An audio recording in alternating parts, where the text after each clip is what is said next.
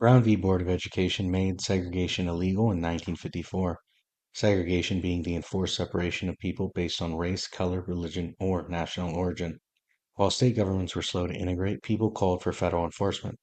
Three presidents between 1957 and 1965 answered the call to utilize federal power to enforce integration.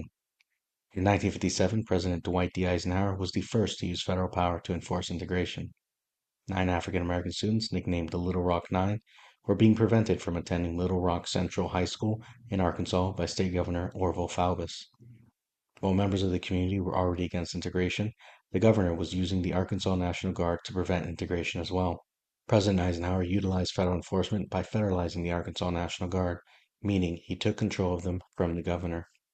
Additionally, he sent over 1,000 soldiers from the decorated 101st Airborne Division to provide an armed escort for the Little Rock Nine to attend school. In 1963, President John F. Kennedy used federal power to enforce integration. Two African American students, Vivian Malone and James Hood, were being prevented from registering for classes at the University of Alabama.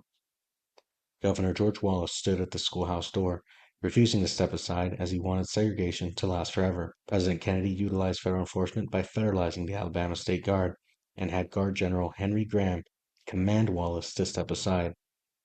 Wallace complied, and the students registered for their classes. In 1965, President Lyndon B. Johnson used federal power to enforce integration. Despite Brown v. Board and the Civil Rights Act of 1964 prohibiting segregation, it still existed in Alabama. Specifically in Dallas County, Sheriff Jim Clark had arrested African Americans attempting to register to vote.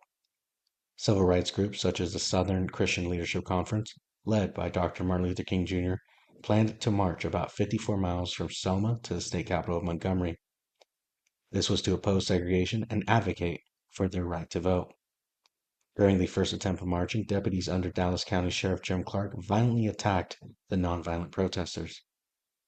President Johnson responded by utilizing federal enforcement by federalizing the Alabama State Guard to protect the marchers the whole way with even helicopter support.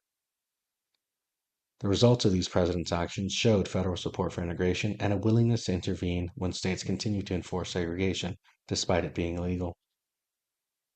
Thank you for watching, because can you ever know enough history? No, you certainly cannot.